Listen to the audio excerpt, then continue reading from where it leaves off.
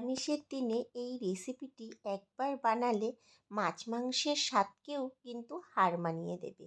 বাজারে এখন প্রচুর কচি ইঁচড় পাওয়া যাচ্ছে। সেই ইঁচড় দিয়ে এই রেসিপিটি নিরামিষের দিনে বানাতে পারেন। আমি পরিমাণ মতো ইঁচড় কেটে ভালো করে ধুয়ে নিয়েছি। এখন একটা প্রেসার কুকারের মধ্যে ইঁচড়গুলোকে দিয়ে দিলাম। এর মধ্যে পরিমাণ মতো লবণ আর পরিমাণ মতো হলুদ দিয়ে দিলাম, আর দিয়ে দিলাম পরিমাণ মতো জল। এখন মুখটা আটকে গ্যাসের পরে বসিয়ে দিয়েছি শুধুমাত্র সিটি পড়ার অপেক্ষার জন্য। আমি এখানে 2টো সিটি দিয়ে নিয়েছি। একেবারে ঠান্ডা করে ইঁচড়টাকে অন্য পাত্রে ঢেলে নিয়ে চলে এসেছি। দেখুন, আমার এখানে এঁচড়গুলো কিন্তু একটাও ভেঙে যায়নি, কিন্তু ভালোভাবে সিদ্ধ হয়ে গেছে। একেবারে গলে গেলে কিন্তু খেতে ভালো লাগবে না।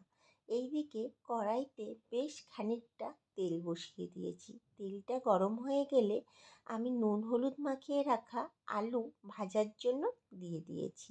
আমি এখানে মাঝারি সাইজের 2টো আলুকে কেটে নিয়েছি। আলুটা এদিকে ভাজা হতে থাক, চলুন অন্যদিকে একটা মশলা তৈরি করে নিই।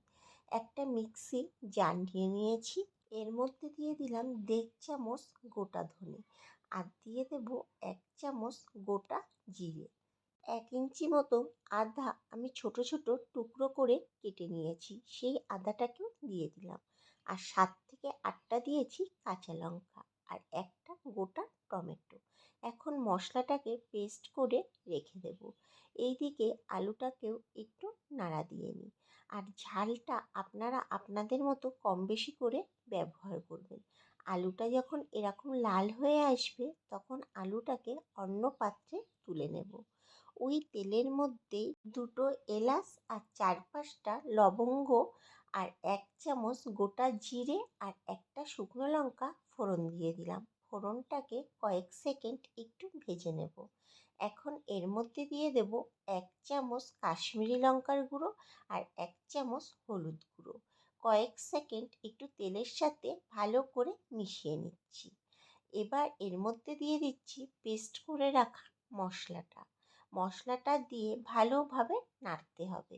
এই সময় আমি গ্যাসের ফ্লেমটাকে মিডিয়ামে রেখেছিলাম। মশলাটাকে বেশ ভালো করে কষিয়ে নিচ্ছি যতক্ষণ না মশলা থেকে তেল ছেড়ে না যায়। দেখুন, মশলা থেকে কিন্তু তেল ছাড়তে শুরু করেছে। আমি এখানে 6 থেকে 7 মিনিট মশলাটাকে কষিয়ে নিয়েছিলাম। যখন এরকম পর্যায়ে চলে আসবে তখন সিদ্ধ করে রাখা ইঁচড় এবং ভেজে রাখা আলুগুলোকে মশলার মধ্যে দিয়ে দেব।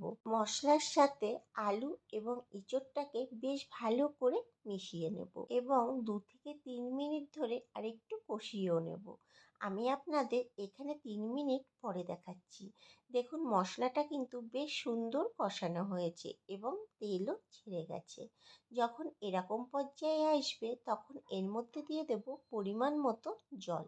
ঝোলের সাথে সব কিছু ভালো করে মিশিয়ে নিয়ে যখন ফুটে উঠবে তখন কড়াইটাকে ঢেকে দেব 7 মিনিটের জন্য।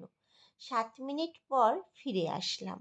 আমি যেহেতু ইঁচড়টা সিদ্ধ করার সময় শুধু লবণ ব্যবহার করেছিলাম, তাই এখন এর মধ্যে দিয়ে দেব 1 চামচ পরিমাণ লবণ। তবে লবণটা আপনারা একটু টেস্ট করে ব্যবহার করবেন। এখানে আমি দেখে নিলাম আলুগুলো সিদ্ধ হয়েছে কিনা। আলুগুলো কিন্তু আমার এখানে সুন্দরভাবে সিদ্ধ হয়ে গেছে। এর মধ্যে দিয়ে দিলাম 1/2 চামচ পরিমাণ চিনি। মিষ্টিটা কম বেশি করে আপনারা আপনাদের মতো করে ব্যবহার করবেন। এখন সব কিছু ভালো করে মিশিয়ে নিচ্ছি। আবারও আমি 2 মিনিট মতো ফুটিয়ে নিচ্ছি। আমি এখানে আপনাদের 2 মিনিট পর দেখাচ্ছি। আমার এখানে ইঁচড়টা কিন্তু প্রায় তৈরি হয়ে গেছে। নামানোর আগে দিয়ে দিলাম 1 চামচ গরম মশলার গুঁড়ো আর 1 চামচ ঘি।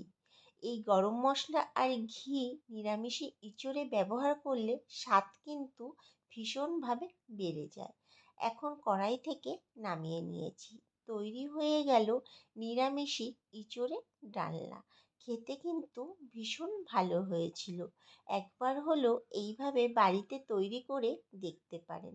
বিশেষ করে নিরামিষের দিনে এই স্বাদটা এতটাই ভালো হয়, মাছ মাংসের স্বাদকেও হার মানিয়ে দেবে। ভিডিওটি ভালো লাগলে আমার চ্যানেলটিকে সাবস্ক্রাইব এবং ফেসবুক পেজ থেকে যদি দেখে থাকেন পেজটিকে ফলো করে দেওয়ার অনুরোধ রইল।